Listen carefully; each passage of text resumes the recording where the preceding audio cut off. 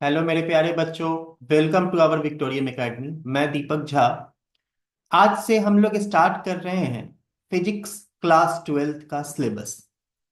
और हम लोग का जो मेन उद्देश्य है, हम लोग का जो मेन एम है, वो 100/100 का है। और ये जो वीडियो स्टार्ट है, ये 2025 2026 बैच के लिए, 2025-2026 बैच, जो नेक्स्ट अपकमिंग बोर्ड एग्जाम जो होगा इस ईयर का, तो भैया जी हो गया एक 1 वीक 10 डेज बिफोर। लेकिन अब जो नेक्स्ट ईयर का जो एग्जाम है, उसके लिए मैं ये वीडियो लाया हूं आप लोगों के लिए। और एवरी चैप्टर्स का 4 to 5 पार्ट्स में हम लोग पढ़ेंगे। तो जो अपना पहला चैप्टर है, ज्यादा समय नहीं लूंगा आप लोग का। हम लोग स्टार्ट करते हैं। और यहाँ पे जो चैप्टर्स में जो हमने लिए हैं ना, कुछ बेसिक्स टर्म्स मैं आपको ऐसे एक्सप्लेन कर दूंगा, वो मैंने राइट नहीं किया है। बेसिकली वो आते भी नहीं है एग्जाम में। जहां से मेन टॉपिक स्टार्ट है, मैंने वहीं से लिया है।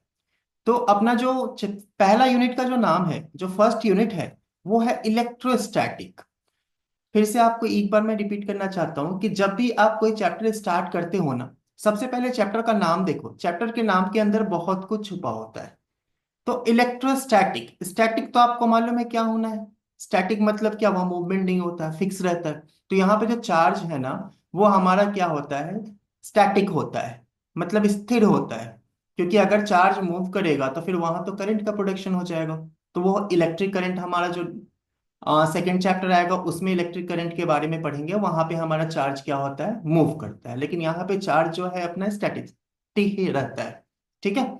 चलो, तो पहला जो टॉपिक है वो इलेक्ट्रोस्टैटिक चार्ज। तो भैया क्लास 10 से पढ़ते आ रहे हो चार्ज के बारे में, क्लास 10 से आप लोग पढ़ते आ रहे हो कि चार्ज क्या होता है। क्यों से डिनोट करते हैं हम लोग चार्ज को, कहीं कहीं लोग कैपिटल क्यू भी ले लेते हैं, लेकिन टोटल चार्ज की बात आती है तो वहाँ कैपिटल क्यू लेके चलते हैं।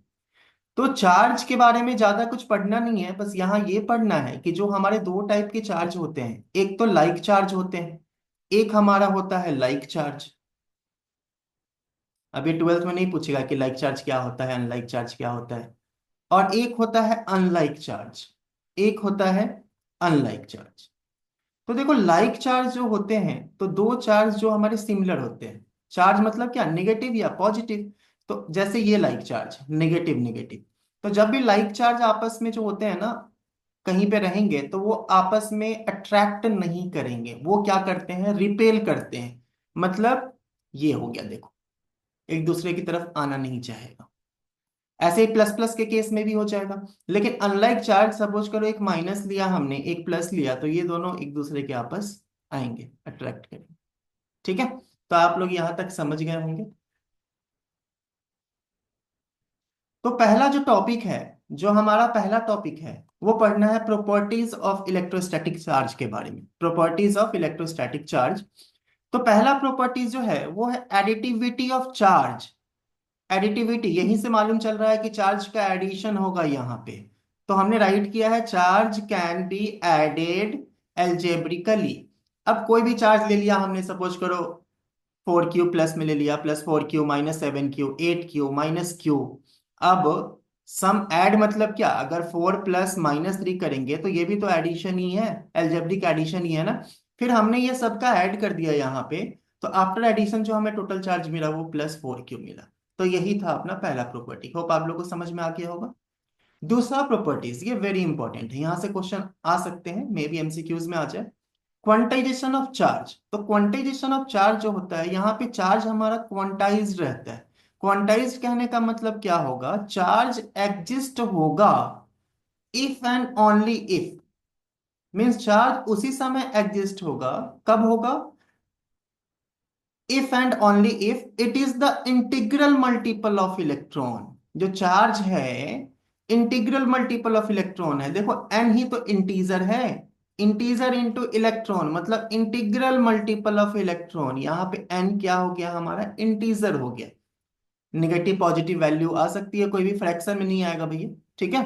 फ्रैक्शन डेसिमल ये सब में नहीं आता है। तो क्वांटाइजेशन ऑफ चार्ज आपको समझ में आ गया होगा। चलिए, फिर हमने एक न्यूमेरिकल यहाँ पे लिया है। साथ साथ में हम लोग कुछ कुछ न्यूमेरिकल्स भी करते चलेंगे, जिससे और भी कॉन्सेप्ट क्लियर हो जाएंगे आपके। A polythene piece rubbed with wool is found to have negative charge कहने का मतलब क्या है, दो बार हमने चार्ज राइट कर दिया था कि एक पॉलीथीन पीस है, उसको रब किया हमने ओल के साथ, तो जो पॉलीथीन के पास क्या पाया गया, निगेटिव चार्ज पाया गया। तो जब पॉलीथीन के पास निगेटिव चार्ज पाया गया तो भैया वोल के पास क्या होगा, पॉजिटिव चार्ज होगा। हमने यहाँ पे राइट भी कर दिया, देखो पॉलीथीन निगेटिव, वोल पॉजिटिव। वैल्यूज दे रखे हैं, कितने हैं, 3 × 10⁻⁷ कुलम। इस कुलम बोले तो क्या, ये चार्ज का यूनिट होता है, कुलम चार्ज का यूनिट होता है, जिसको हम सी से बोलते हैं। हमें एस्टिमेट करना है नंबर ऑफ इलेक्ट्रॉन्स ट्रांसफर्ड, कितने इलेक्ट्रॉन ट्रांसफर हुए। तो फॉर्मूला तो भैया हमने अभी पढ़ा सेकेंड प्रॉपर्टीज में, Q = NE।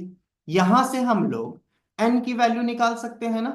n = क्या हो जाएगा, Q/E। अब देखो Q की वैल्यू कितनी दे रखी है, यहाँ पे ये Q की वैल्यू दे रखी है ना, चार्ज की वैल्यू क्या दे रखी है, 3 × 10⁻⁷ इलेक्ट्रॉन की वैल्यू आप सबको पता है, ये लर्न कर लेना है, जो वैल्यू होता है 1.6 × 10⁻⁹ दैट इज इक्वल टू अगर ये डेसिमल हम हटाते हैं तो यहाँ पे ये 30 हो जाएगा, 30/16 इंटू 10⁻⁻7। और देखो ये निगेटिव है ना, डिवीजन में आपको डिवीजन रूल मालूम है, बेस सेम है, -19 ऊपर जाएगा तो प्लस हो जाएगा। मतलब सपोज करो ये आप यहां से समझ जाओगे, A/M/A/N रहता है तो क्या होता है डिवीजन में, M - N होता है ना। तो -7 माइनस ऑफ -19 क्या हो जाएगा, +19। सो इसकी वैल्यू आ जाएगी 30/16 इंटू 10⁻12। अब 13/16 को जब हम करेंगे डिवाइड तो ये समथिंग अराउंड आएगा 1.87 into 10⁻12। That is equal to 8, मतलब 5 से ज्यादा है तो इसको हम ऐसे भी राइट करते हैं ना, 8 के बाद 5 से ज्यादा है 7, तो डायरेक्टली हमने राइट कर दिया 1.9 इंटू 10⁻12। अब तुम बोलोगे कि सर आपने तो बोला था n इंटीजर होता है, लेकिन यहाँ पे तो डेसिमल में आ रहा है, आपने उस समय बता दिया डेसिमल में होता है, तो कैसे बता रहे हैं आप। तो भैया अभी रुको, थम जाओ थोड़ा, देखो क्या है। 1.19 को 19/10 राइट कर सकते हैं इंटू 10⁻12। अब देखो ये डिवीजन में आ गया, पावर सब्ट्रैक्ट हो जाएगा, that is equal to 19 into 10⁻11। चलो खुश हो जाओ, हो गया ना, हट गया ना डेसिमल फ्रैक्शन। तो ये न्यूमेरिकल आप लोग को एक बार प्रैक्टिस कर लें, ठीक है। चलिए अब हम लोग नेक्स्ट टॉपिक नहीं, एक और प्रॉपर्टीज है। तो ये प्रॉपर्टीज आप डायरेक्ट ध्यान में रखिएगा। कंजर्वेशन ऑफ चार्ज, मतलब यहाँ पे जो चार्ज होता है ना वहां पे कांस्टेंट होता है। मतलब जब दो को हम किसी चीज को रब करेंगे तो इलेक्ट्रॉन हमारा ट्रांसफर होता है, तो जहां जा रहा है वहां पे निगेटिव, जहां से निकल रहा है वहां पॉजिटिव। ठीक है, तो वो सब चीज ज्यादा जानने की जरूरत नहीं है, आप ये देखो कि टोटल चार्ज रिमेन क्या होता है अपना, कांस्टेंट होता है। लेकिन अब जो टॉपिक स्टार्ट करने जा रहे हैं हम लोग, कुलम्स लॉ, ये एक ऐसा टॉपिक है जो कि इस पूरे चैप्टर के डेरिवेशन में आपको यूज है। अगर ये टॉपिक आप नहीं समझ पाए तो भूल ही जाओ भैया, फिर फिजिक्स ही भूल जाओ, फिजिक्स लेना ही नहीं, चेंज कर लेना। ठीक है, तो ये कुलम्स लॉ क्या कहता है वो देखते हैं हम। अब देखो यहाँ पे क्या है कि हमने दो चार्ज लिया, दोनों सिमिलर चार्ज है, लेकिन यहाँ पे हमने ले लिया दोनों अनलाइक चार्ज। जब ये दो सिमिलर चार्ज हैं तो यहाँ पे जो है, क्या अट्रैक्शन होगा, नहीं होगा, यहाँ पे रिपल्सन होगा, रिपल्सिव फोर्स होगा। रिपल्सिव फोर्स होगा तो Q1 Q2 पे फोर्स लगाएगा तो यहाँ ये हमारा F आएगा। सिमिलरली Q1 पे फोर्स आएगा, ये देखो दोनों एक दूसरे के पास नहीं आ रहे ना, एक दूसरे से दूर जा रहे हैं। ठीक है, और इसका जो डिस्टेंस होगा, इसका जो डिस्टेंस है वो हमने ले लिया R। अभी समझ में आएगा डिफिनीशन आपको, पहले ये समझ। अब यहां पे देखा जाए तो दोनों क्या है हमारा, अनलाइक चार्ज है। अनलाइक चार्ज है कहने का मतलब ये जो Q2 है, जो Q2 है अपना, वो Q1 को क्या होगा, अट्रैक्ट करेगा। ठीक है, ये Q2 जो है Q1 को क्या करेगा, अट्रैक्ट करेगा अपनी तरफ, और Q1 Q2 को अट्रैक्ट करेगा, तो फोर्स का डायरेक्शन अपना ये हो जाएगा। ठीक है, Q1 Q2 के पास जाना चाहेगा, Q2 Q1 के पास जाना चाहेगा, लेकिन डिस्टेंस क्या होगा हमारा, R होगा। कोई भी एक डायग्राम बना सकते हैं डेरिवेशन में आप, चाहे फर्स्ट वाला डायग्राम बना लो या सेकंड वाला डायग्राम बना लो, दोनों करेक्ट है। ठीक है, तो कुलम्स लॉ हमारा क्या कहता है कि जो फोर्स ऑफ अट्रैक्शन और रिपल्सन, किसी एक को समझ जाओ, अट्रैक्शन और रिपल्सन भैया है तो दोनों फोर्स ही। ठीक है, बिटवीन टू पॉइंट चार्ज, देखो ये जो है ना पॉइंट चार्ज है, पॉइंट चार्ज कहने का मतलब बहुत स्मॉल चार्ज की बात हो रही है। वो क्या होता है, डायरेक्टली प्रोपोर्शनल होता है प्रोडक्ट ऑफ चार्ज। कहने का मतलब राइट करूं, जो F होता है वो डायरेक्टली प्रोपोर्शनल होता है प्रोडक्ट ऑफ दोनों चार्ज के, मतलब Q1 Q2। लेकिन ये भले ही यहाँ पे देखो माइनस है, यहाँ पे देखोगे दोनों प्लस है, लेकिन यहाँ पे एक माइनस है। तो माइनस जो दिया उसको हम नहीं देखेंगे, हम मॉडुलस में ही लेके चलेंगे, वैल्यूज जो होगी वो पॉजिटिव में ही रहेगी हमारी। तो क्या होगा, Q1 Q2। इसको हम सपोज कर लेंगे first equation according to the statement, देख रहे हो ना, and inversely proportional to square of distance between them. Means F जो होगा वो इनवर्सली प्रोपोर्शनल होगा 1/r²। तो अब इसको क्या करेंगे, हम लोग दोनों इक्वेशन को कंबाइन करेंगे। Combine, combine equation 1 and equation 2। ठीक है, तो जब इक्वेशन 1 इक्वेशन 2 को कंबाइंड करेंगे हम, तो एफ आ जाएगा directly proportional to Q1 Q2 by r²। ठीक है, अब देखो यहां पे फिर स्टार्ट करते हैं। अब आप लोग को मालूम है कि जब भी प्रोपोर्शनलिटी हम लोग हटाते हैं, हटाना नहीं है, इसको चेंज करना होता है इक्वल में, तो इस कंडीशन में एक कांस्टेंट टर्म आ जाता है, और वो जो कांस्टेंट टर्म होगा वो हो जाएगा हमारा k, Q1 Q2 by r। और यहां जो k है वो होता है हमारा इलेक्ट्रोस्टैटिक,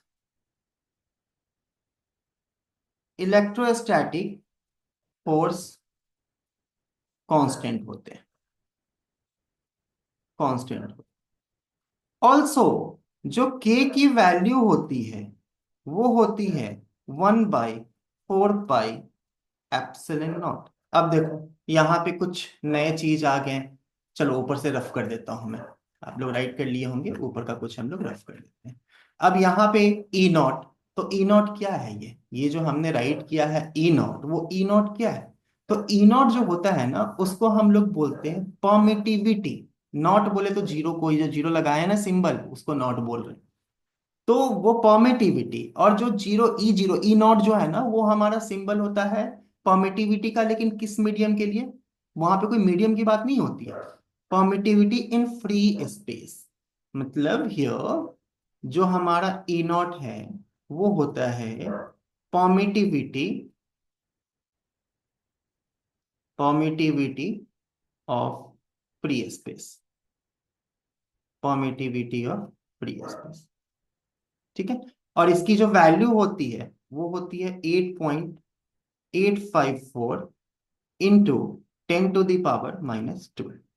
ठीक है, अब देखो इसका यूनिट भी होता होगा, अभी आगे हम बताएंगे यूनिट कैसे आता है, फिर यहाँ पे राइट करेंगे। और देखो यहाँ पे जैसे k की वैल्यू है ना, k की वैल्यू जो होती है वो होती है 9 × 10⁻⁹।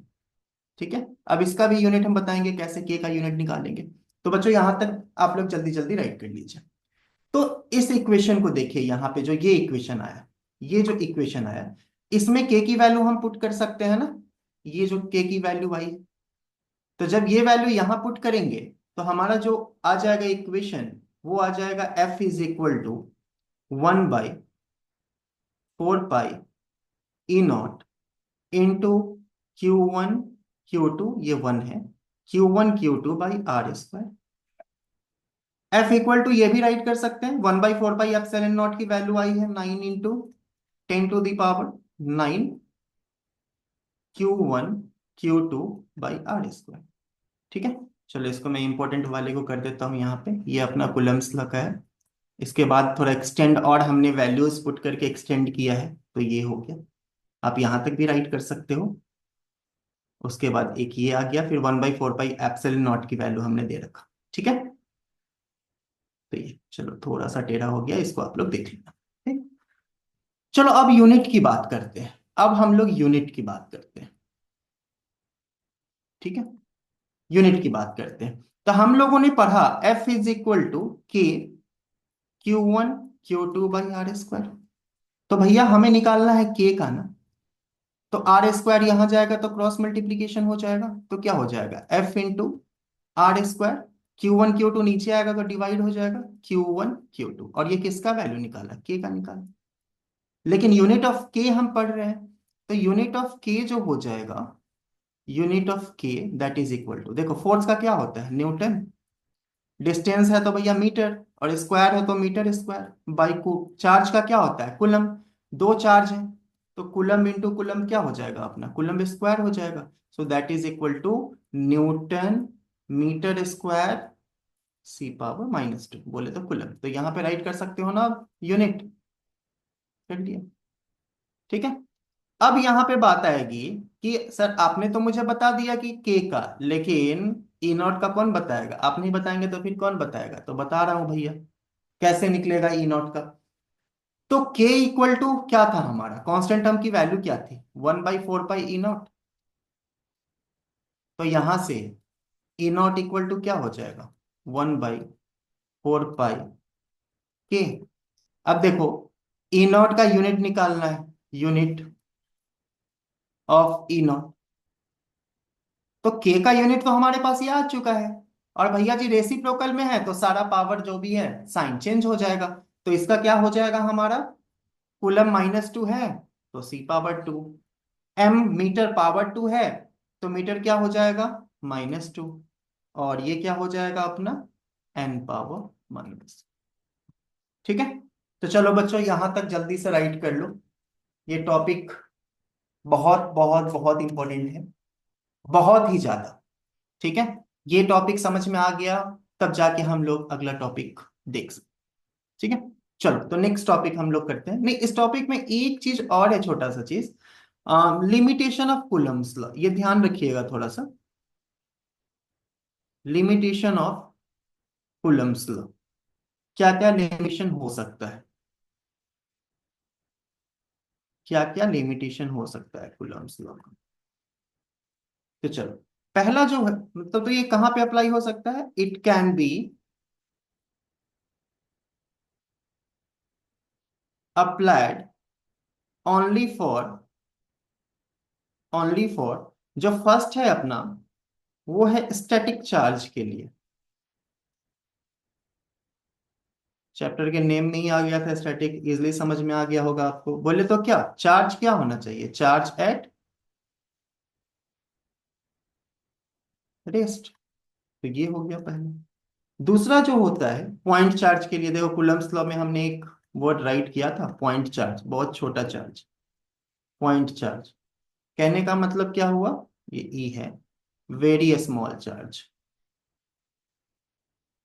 अब कहीं की स्पेलिंग देखते रहना, ऐसा नहीं कि एक कोई अल्फाबेट छूट जाए तो सर ने अल्फाबेट छोड़ दिया, ट्वेल्थ में हो, क्लास 2 3 में नहीं हो, नर्सरी में नहीं हो, स्मॉल चार्ज। जो थर्ड वन है, separation between, separation between charge should not be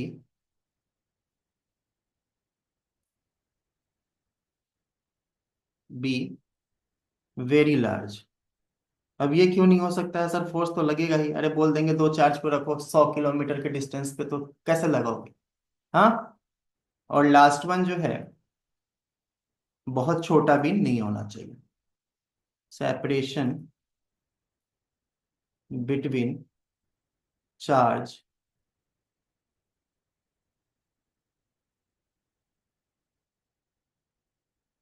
should not be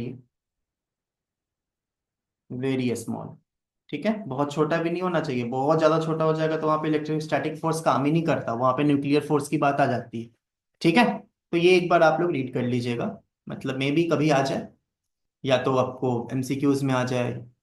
ठीक है, चलो अब जो है नेक्स्ट टॉपिक, अभी तक तो कुलम्स लॉ हमने पढ़ा, नॉर्मल डेरिवेशन कुलम्स लॉ का, लेकिन अब बात आती है coulomb's law in vector form. देख लो बहुत इंपॉर्टेंट टॉपिक है, coulomb's law in vector form. अब इसमें बहुत सारे बच्चे को ये भी नहीं पता होगा वेक्टर के बारे में, तो कोई दिक्कत नहीं है, मैं हूं ना, बस सब हो जाएगा, देखो कैसे होगा। थोड़ा सा एक 2 3 मिनट टाइम चाहूंगा आपका मैं, वेक्टर के बारे में कुछ कुछ बता देता हूं आपको। अब देखो, सपोज करो यहाँ पे, यहाँ पे जो वेक्टर की बात होती है ए, ऊपर एक हमने सिंबल दे दिया, मतलब क्या, ये वेक्टर ए है, डायरेक्शन को शो करता है ना, यहाँ पे वेक्टर आगे डायरेक्शन को शो कर रहा है। लेकिन यहाँ पे ना एक बात आती है पोजीशन वेक्टर की। पोजीशन वेक्टर हमेशा ओरिजिन से लेते हैं हम, ठीक है।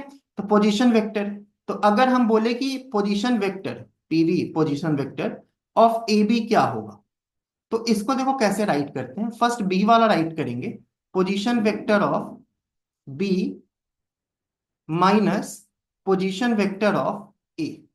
और हमने क्या बोला था कि ओरिजिन से लेते हैं, तो ऐसे हो जाएगा ये ओ बी, ओ बोले तो ओरिजिन के लिए माइनस ओ, ओ, ठीक है। ये वाला ना ध्यान से करो आप लोग। ऐसे ही बात अगर आ जाएगी position vector of C D, तो आप डायरेक्टली राइट कर सकते हो ओ डी, ये डी के लिए माइनस ओ सी, ठीक है। अब देखो यहाँ पे ना एक बात आती है यूनिट वेक्टर की, लेकिन उससे पहले एक और चीज मैं आपको क्लियर बता देना चाहता हूँ कि अगर सपोज करो अपना कोई आर वेक्टर है, और उसको जो हमने राइट किया वो इस टाइप से राइट होता है, जो एक्स आई प्लस वेक्टर जो ऐसे राइट होता है वाई जे प्लस जेड के। ये आई जे के ना, ये भी हमारा क्या होता है, यूनिट वेक्टर होता है। एक्स एक्सिस के लिए Y, sorry I, Y axis के लिए जे, जेड एक्सिस के लिए के। तो जब भी मैग्नीट्यूड निकालते हैं ना हम, तो इसको क्या करते हैं, रूट अंडर ऐसे राइट करेंगे, X square plus Y square plus Z, ध्यान में रखना, ठीक है। मैग्नीट्यूड है ये, magnitude. Apart from that one, इसको ना मैग्नीट्यूड ऑफ आर को डायरेक्टली आर भी, अगर ये सिर्फ आर है ना, तो कहने का मतलब ये होता है, ध्यान रखें। कहीं के बच्चे नहीं एरो सब में बहुत कंफ्यूज करते हैं, तो इसलिए मैं बता रहा हूँ। अगर ये सपोज करो ये है, तो इसको हम लोग ये दोनों सेम ही होते हैं, ये दोनों अपना सेम ही होता है, ठीक है। ये दोनों अपना सेम होता है। तो यहां तक तो समझ में आ गया होगा आप लोग को, यहां तक कोई डाउट नहीं है, ठीक। अब यहाँ पे एक चीज आता है इस डेरिवेशन में, ये मैं इसलिए बता रहा हूँ ना क्योंकि इस डेरिवेशन में ना ये सब का यूज है। यहाँ पे एक चीज हमें पढ़ना है, यूनिट वेक्टर। यूनिट वेक्टर का फॉर्मूला क्या होता है। तो सपोज करो यहाँ पे कोई यूनिट वेक्टर है ए, यूनिट वेक्टर, ये कैप जो आ गया ना, यूनिट वेक्टर का सिंबल होता है। तो उसको हम राइट करते हैं vector A by magnitude of vector, और ऐसे भी राइट कर सकते हैं ए बाई ए, बताया था ना कैसे मैग्नीट्यूड ऑफ ए को राइट करते हैं। तो अगर ये कॉन्सेप्ट आप लोग को इतना समझ में आ गया, तो इस डेरिवेशन में प्रॉब्लम नहीं है। चलो सबसे पहले मैं फिगर ड्रॉ कर देता हूँ।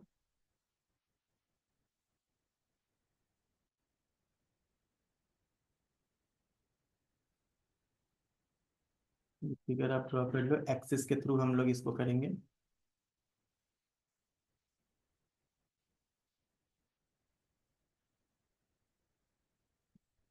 ये हमारा एक्स एक्सिस है, ये हमारा वाई एक्सिस है, ये हमारा जेड एक्सिस, ठीक है। हमने यहाँ पे दो चार्ज लिया, क्योंकि दो चार्ज के बीच में ही तो कूलम्ब्स लॉ लगता है ना, दो चार्ज के बीच में। अब यहाँ पे हम एक ले लिए Q1, हमने ले लिया एक Q1, यहाँ पे हमने एक चार्ज ले लिया Q2, ठीक है। अब देखो Q1 सबसे पहले क्या करेगा, अब दोनों सपोज करो यहाँ पे हमने सिमिलर चार्ज ले लिए, तो Q1 फोर्स लगाएगा Q2 पे। तो जब Q1 Q2 पे फोर्स लगाएगा, तो इस डायरेक्शन में आएगा F। अब देखो इसको राइट कैसे करते हैं भैया, वेक्टर की बात आ रही है तो ऊपर तो वेक्टर ये सिंबल होगा एरो। टू पे फोर्स लग रहा है वन के कारण, चार्ज टू पे फोर्स लग रहा है वन के कारण, तो ये राइट करते हैं टू वन, F2 1 बोले तो force on charge two due to one, ठीक है। सिमिलरली चार्ज टू फोर्स लगाएगा Q1 पे, तो डायरेक्शन ये जाएगा, ये जो हो जाएगा हमारा F12।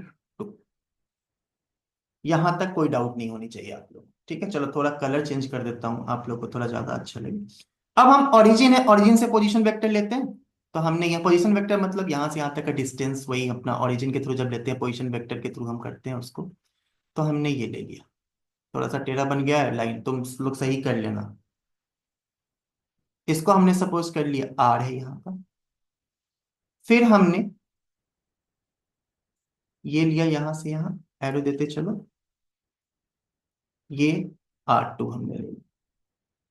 ठीक है। लेकिन अब Q1 से Q2 की बात आ रही है, तो देखो जब Q1 Q2 पे फोर्स लगा रहा है, जब Q1 Q2 पे फोर्स लगा रहा है, मतलब यहां से ऐसे जा रहा है, यहां से ऐसे जा रहा है। तो इसको कैसे राइट करेंगे वो ध्यान देना, बच्चे लोग बहुत कंफ्यूज होते हैं। 1 से 2 जा रहा है R1, लेकिन जब बात आती है कि Q2 Q1 पे लगा रहा है, तो वो अपना कैसे जाएगा डायरेक्शन, कुछ ऐसे। स्ट्रेट लाइन आप लोग ज्यादा अच्छा नोटबुक में ड्रॉ कर सकते हैं। तो ये क्या हो जाएगा, चलो फिर से मैं इसको ड्रॉ कर देता हूँ, फिर से ड्रॉ कर देता हूँ ये। तो 2 से 1 जा रहा है, तो R21। मुझे नहीं लगता फिगर में कोई डाउट होगा आपको। तो चलो अब जल्दी जल्दी डेरिवेशन कर लेते हैं हम लोग इसका।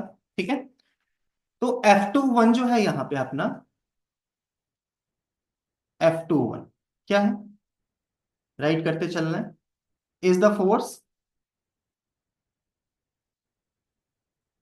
exerted on charge, on charge Q2 by charge Q1, by charge Q1।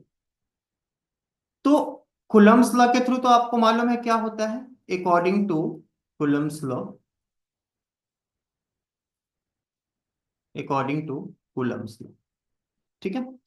तो हम निकाल रहे हैं F21, तो F21 फॉर्मूला मालूम है क्या होता है, 1/4 pi epsilon naught into Q1 Q2 by, अब देखो R²।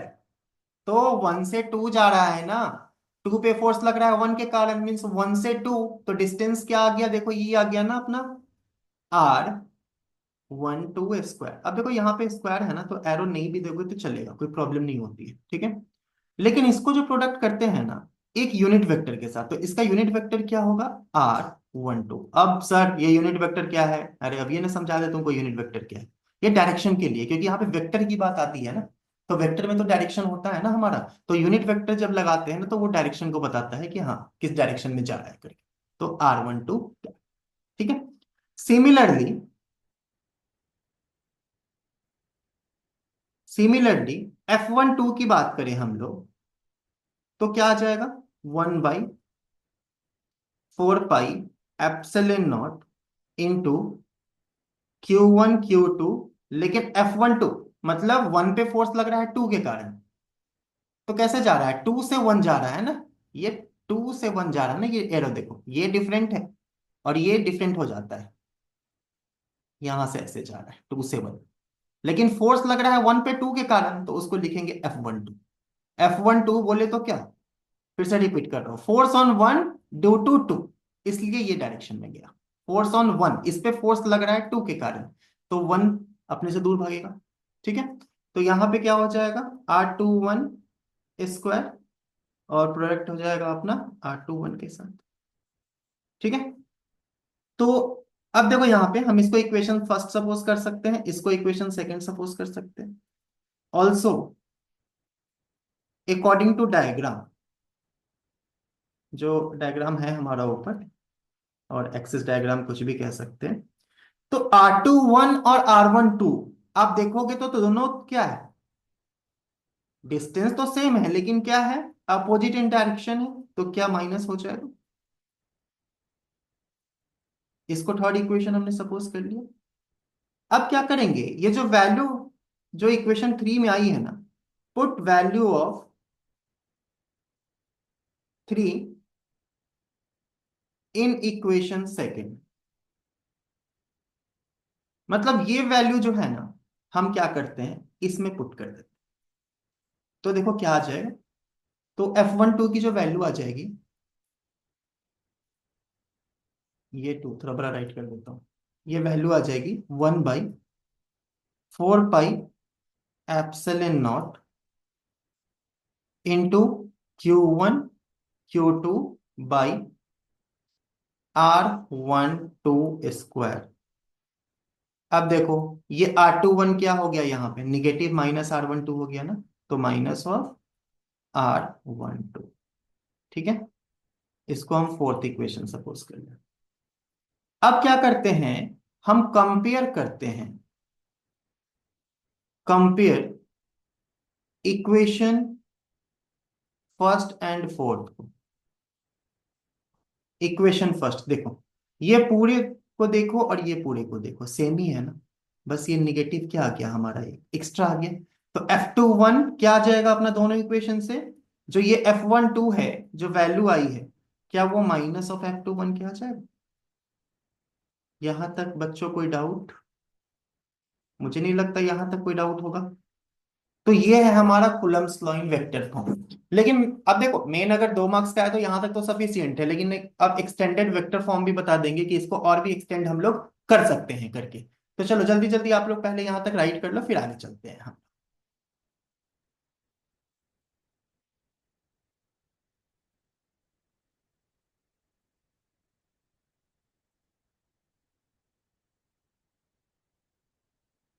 चलो राइट कर लिया आप लोगों ने, कर लिया होगा ना राइट।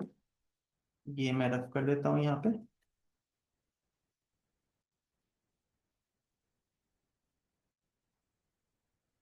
थोड़ा कलर चेंज कर देता हूँ आप लोग के लिए। ठीक है, तो अब हमारा पढ़ना है एक्सटेंडेड वेक्टर फॉर्म। चलो यहां से करते हैं, या ऊपर से कर दो, ठीक है, ये ऊपर से राइट कर रहा हूँ। एक्सटेंडेड वेक्टर फॉर्म, इसी का एक्सटेंडेड फॉर्म पढ़ रहे हैं। Extended vector form. सो क्या यूनिट वेक्टर का हमने फॉर्मूला बताया था ना आपको। ए यूनिट वेक्टर क्या होता है, ये बाई मैग्नीट्यूड ए, और ए वेक्टर बाई ए। तो यहां पे देखो, अब R12 पहले R12 के लिए लेते हैं। R12 यूनिट वेक्टर क्या हो जाएगा, R12 बाई R21 हो जाएगा, सॉरी R12 मैग्नीट्यूड। देखो ऐसे ही राइट किया ना, वेक्टर बाई ये। ठीक है, इसको हम फिफ्थ इक्वेशन सपोज कर लेते हैं। लेकिन फ्रॉम डायग्राम,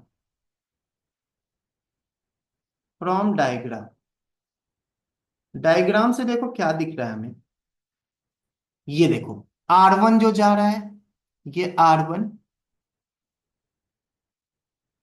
प्लस, देखो पहले ये एरो यहां पे आया, फिर ये एरो यहां पे गया, प्लस R12। लेकिन ये एरो जा रहा है, अपोजिट जा रहा है, तो कैसे राइट कर सकते हैं हम लोग, R1। कलर चेंज कर देता हूँ फिर आप लोग का।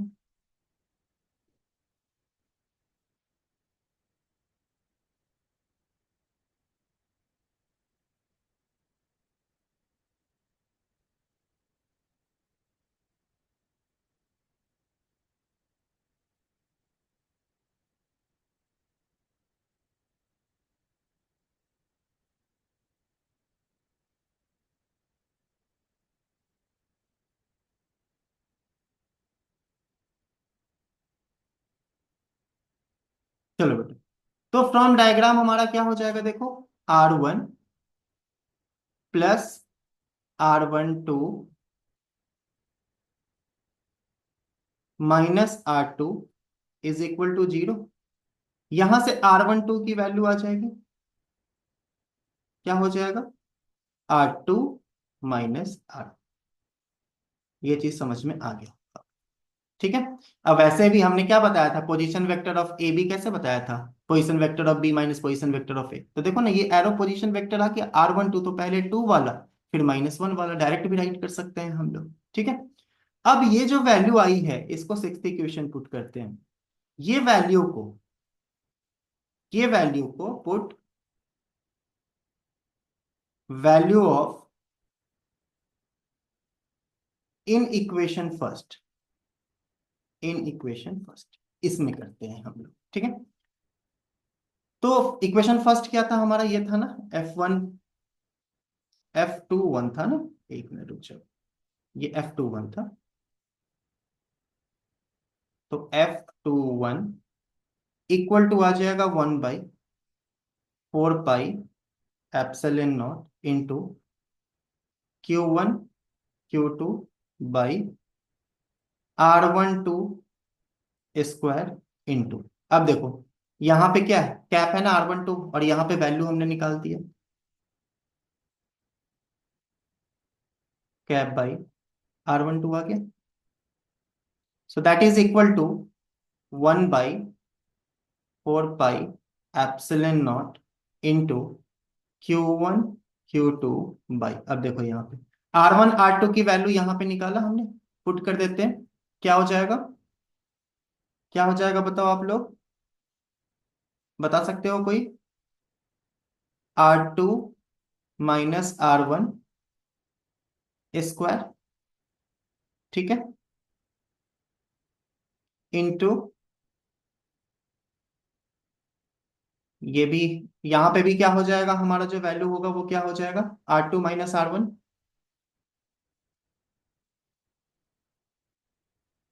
यहाँ पे भी क्या हो जाएगा, R2 - R1।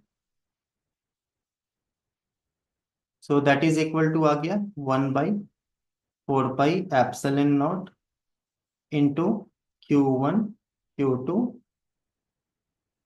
R2 - R1। भाई देखो नीचे को जब कैलकुलेट करेंगे तो आ जाएगा R2 - R1 पावर। तो ये आ गया हमारा एक्सटेंडेड वाला फॉर्म। ये इजी था, एक दो बार प्रैक्टिस करोगे तो समझ में आ जाएगा।